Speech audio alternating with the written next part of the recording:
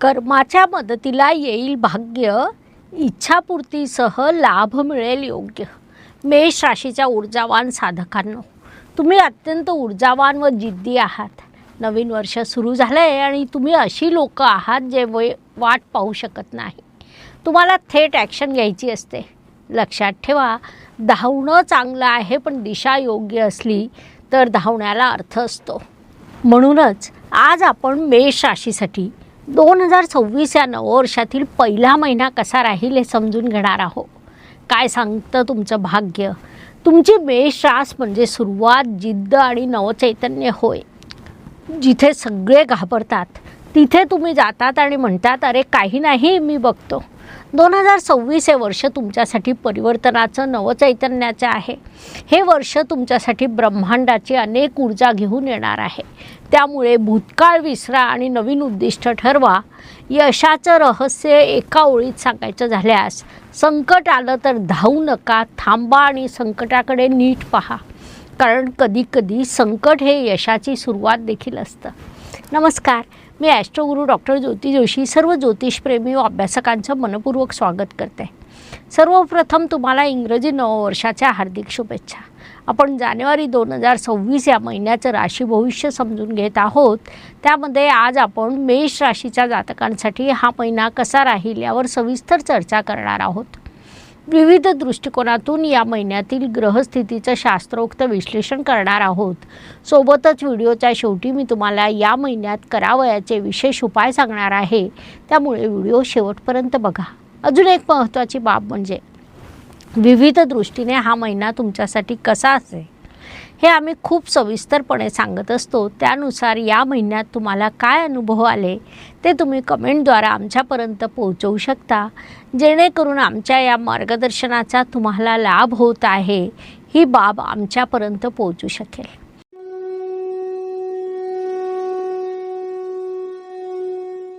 व्यक्तिमत्वाच्या दृष्टीने विचार केला असता या काळात तुमचं व्यक्तिमत्व थोडं उत्साही पण थोडं अस्थिर राहू शकतं. व्यक्तिमत्वाच्या दृष्टीने जेव्हा विचार करतो तेव्हा राशीस्वामीची स्थिती अत्यंत महत्त्वाची ठरते. या महिन्यात तुमचे राशीस्वामी मंगळदेव पहिल्या पंधरवाड्यात तुमच्या भाग्यस्थानात विराजमान आहे, तर दुसऱ्या पंधरवाड्यात ते कर्मस्थानात जाऊन उच्चीचे होणार आहे. ही दोन्ही स्थानं मंगळदेवांना मानवतात.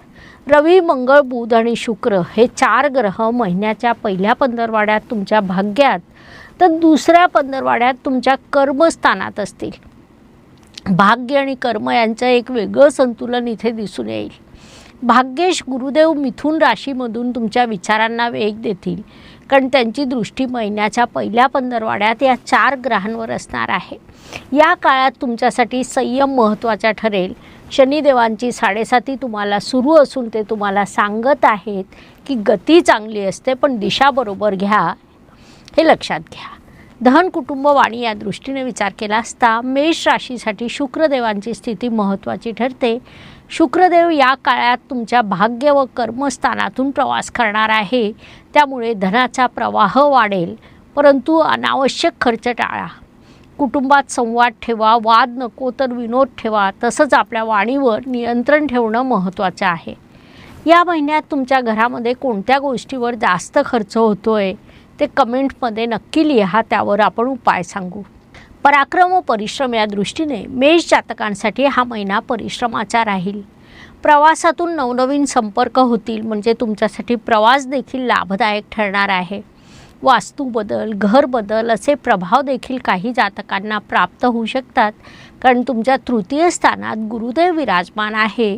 त्यामुळे या दृष्टीने तुम्हाला अत्यंत शुभ परिणाम प्राप्त होणार आहे. या काळाचा लाभ घ्या. वास्तू, वाहन, जमीन, सुखशांती या सर्व दृष्टीने विचार केला असता तुमच्यापैकी कोणी वास्तू किंवा घरामध्ये बदल करण्याचा विचार करीत आहात का? जर तसा विचार तुमच्या मनात सुरू असेल तर कमेंट बॉक्समध्ये नक्की लिहा, कारण तसे शुभयोग या काळात तुमच्यासाठी निर्माण होणार आहेत. किंबहुना वाहनाशी संबंधित देखील शुभयोग तुमच्यासाठी निर्माण होणार आहे. या काळात तुम्ही आपल्या आईच्या आरोग्याची योग्य ती काळजी घ्या. आईची कृपा ही लक्ष्मी कृपा असते, हे लक्षात घ्या. शिक्षण, प्रेम, संतती, प्रणय या दृष्टीने मेष राशीच्या विद्यार्थ्यांसाठी हा सुवर्ण काळ म्हणता येईल. या काळात आपलं मन एकाग्र ठेवणं तुमच्यासाठी आवश्यक राहील. प्रेमात गैरसमज होऊ शकतो म्हणून संवाद कायम ठेवा. विवाह इच्छुक जातकांसाठी ही वेळ आहे. नव्या नात्याची नवीन सुरुवात होऊ शकते म्हणून त्या दृष्टीने अधिक प्रयत्न करा. विवाहित जातकांच्या दृष्टीने विचार केला असता वैवाहिक सौख्य वाढेल. मात्र आपला इगो बाजूला ठेवा हा सल्ला देण्यात येत आहे. आरोग्य, कर्ज, स्पर्धक, हितशत्रू या दृष्टीने या काळात तुमचं आरोग्य उत्तम असेल, परंतु झोपेचा अभाव तुमच्यासाठी नुकसानदायक ठरू शकतो. कर्जाच्या दृष्टीने तुमच्यापैकी कोणी कर्जाच्या समस्येने त्रस्त आहात का? जर असतील तर काळजी करू नका. हळूहळू सर्व काही व्यवस्थित होणार आहे. या गोष्टी एका दिवसात होत नसतात. शत्रू सक्रिय होतील पण त्यांच्या कारस्थानावर तुमचं कर्म जड जाईल. कारण तुमच्या कर्मस्थानात महिन्याच्या दुसऱ्या पंधरवड्यात 4 ग्रह येणार आहे. तुमच्यापैकी कोणी स्पर्धा परीक्षांचा अभ्यास करीत आहेत का? जर असतील तर तुम्ही अभ्यासावर लक्ष केंद्रित करा. गुरुदेवांचे आशीर्वाद आहेत, किंबहुना सर्वच ग्रह तुमच्यासोबत आहे म्हणून त्या दृष्टीने अधिक प्रयत्न करा. नोकरी व व्यवसाय या दृष्टीने विचार केला असता नोकरी करणाऱ्या मेष जातकांना या काळात नवीन प्रोजेक्ट मिळू शकतात, जी अत्यंत सकारात्मक बाब म्हणता येईल. त्यातून तुम्हाला कर्तृत्व गाजवण्याची संधी मिळेल. व्यवसायामध्ये जुने क्लायंट परत येतील. नवीन कल्पना आल्या तर त्यावर केवळ विचार करत बसू नका, तर त्यानुसार सरळ प्रत्यक्ष कृती करा. तुमचा आत्मविश्वास हाच खऱ्या अर्थाने तुमचा ब्रँड आहे. थोडक्यात नोकरी व व्यवसाय या दोन्ही आघाड्यांवर हा महिना लाभदायक म्हणता येईल. उपयोग करून घ्या.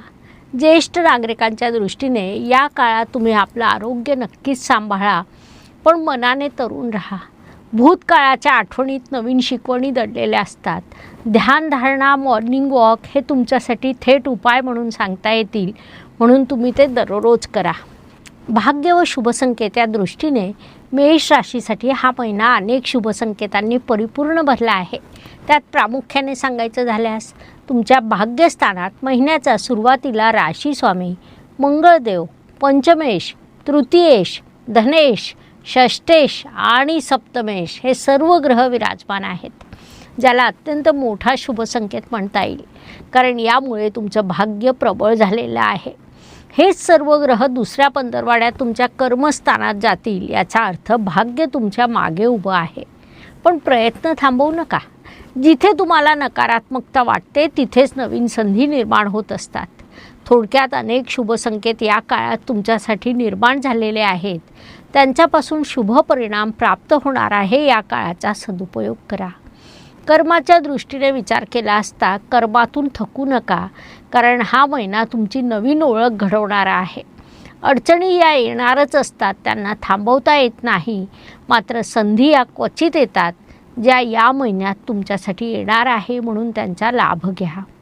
लाभाच्या दृष्टीने विचार केला असता तुम्हाला लाभ नक्कीच मिळेल, पण तो योग्य वेळी मिळणार नाही. ग्रहांचं उत्तम सहकार्य तुम्हाला प्राप्त होणार आहे. भाग्य देखील सोबत आहे. कर्म देखील वाढणार आहेत.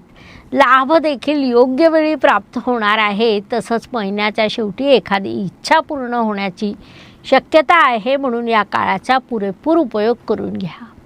व्यय व परदेश गमन या दृष्टीने या काळात तुमच्यासाठी प्रवासाचे नवीन योग निर्माण होत आहेत. नोकरीसाठी, शिक्षणासाठी, व्यवसायासाठी तुम्ही प्रवास करणार आहात. सोबतच काही अनपेक्षित खर्च देखील निर्माण होणार आहे, जे मानवी आयुष्याला लागू असतात. ते खर्च पूर्ण करण्यासाठी तुम्हाला लाभ देखील होणार आहे, म्हणून खर्चाची अधिक चिंता करू नका. महाभारतात अर्जुन एका ठिकाणी म्हणतो की मी बाण सोडायला तयार आहे, कारण लक्ष्य मला दिसत आहे. तेव्हा गुरु द्रोणाचार्य म्हणतात, पक्षासह तुला काय दिसत आहे हा प्रश्न ते आपल्या सर्व शिष्यांना विचारतात. कुणी म्हणतं मला झाड दिसतं, पान दिसतं, आकाश दिसतं. मात्र अर्जुन म्हणतो की मला फक्त पक्षाचा डोळा दिसत आहे. त्यानुसार हा जानेवारी महिना तुमच्यासाठी ध्येयावर लक्ष केंद्रित करण्याचा आहे. ते तुम्ही केलं तर आपोआप घडून येईल. आता मेष जातकांसाठी काही प्रश्न आहे. या महिन्यात तुम्ही काही ध्येय ठरवलं आहे का? दुसरा प्रश्न, आईच्या आरोग्यामध्ये तुम्हाला काही बदल जाणवले का? तिसरा प्रश्न, तुमच्या करिअरमध्ये सध्या सर्वात मोठा संघर्ष कोणता सुरू आहे? कमेंटमध्ये या प्रश्नांची उत्तरं नक्की लिहा. पुढील व्हिडिओमध्ये मी तुम्हाला वैयक्तिक उपाय सांगणार आहे. लक्षात ठेवा की भाग्य हे लिहिलेलं असतं, पण कर्म म्हणजे ते पुन्हा लिहिण्याची कला होय. ती कला तुम्ही या चॅनलवर शिकत असतात. प्रत्येक दिवस प्रत्येकासाठी चांगला जात नाही. आयुष्य हे सुखदुःख आणि चढउतारांनी भरलेलं असतं. त्यानुसार महिन्यातील काही दिवस प्रत्येकासाठी अत्यंत शुभ, काही तणावाचे, संघर्षाचे जातात.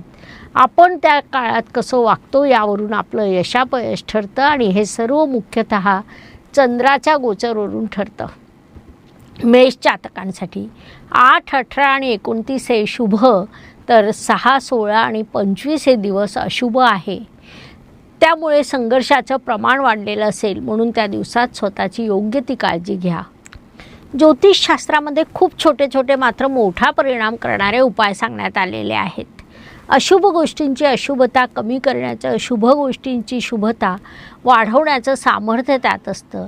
त्यानुसार नववर्षातील हा पहिलाच महिना आहे. गुरुदेव मिथुन या वायुतत्वाच्या राशीतून अतिचार गतीमध्ये प्रवास करीत आहेत. शनिदेवांचा स्थिर प्रवास मीन या गुरुदेवांच्या राशीतून सुरू आहे. राहू कुंभ राशीत तर केतू सिंह या राजराशीत विराजमान आहे. अशा स्थितीत उपाय म्हणून भगवान शिव आपल्याला उत्तम समाधान देऊ शकतात. लिहिलेलं बदलण्याचं सामर्थ्य भगवान शिवांमध्ये आहे, म्हणून आपण प्रत्येक राशीला त्याचे मंत्र व साधना उपाय म्हणून देत आहोत.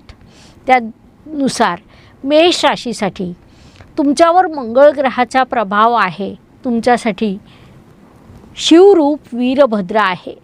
त्यानुसार ओम हुम जूम सह वीरभद्राय नमः हा मंत्र सूचित करण्यात येत आहे. लाल फुलांनी शिवलिंगावर अभिषेक करा. सोमवारी उपवास करणं लाभदायक ठरेल. या उपायांमुळे राग, अस्थिरता आणि अपयशावर नियंत्रण मिळवू शकता. राग जिंकून कर्म करा, धैर्य ठेवा. वीरभद्राच्या नामातच आहे विजयाचा वादा, म्हणून हे उपाय नक्की करा. अशा पद्धतीने जानेवारी 26 हा महिना समजून घेण्यासाठी ही माहिती पुरेशी आहे. पुढील भागात पुढील राशीबद्दल आपण जाणून घेणार आहोत. व्हिडिओ आवडल्यास लाईक, शेअर, सबस्क्राईब करा. कमेंट बॉक्समध्ये हर हर ज्योतिष, हर घर ज्योतिष अवश्य लिहा. धन्यवाद. शुभम भवतु. जय ज्योतिष. नमस्कार. शास्त्राचा अभ्यास करण्यासाठी माझी मराठीतून 11, हिंदीतून 2 अशी पुस्तकं प्रकाशित झाली आहे. विशेष बाब म्हणजे मी स्वतः संशोधित केलेली ज्योती जोशी पद्धती अर्थात जे पद्धती या विषयावर स्वतंत्र ग्रंथ उपलब्ध आहे. त्याचा देखील लाभ घ्यावा. यूट्यूबची कार्यप्रणाली ही मुख्यतः लाईक, शेअर आणि सबस्क्राईबवर चालते. Please like, share and subscribe the channel. धन्यवाद. शुभम भवतु. जय ज्योतिष.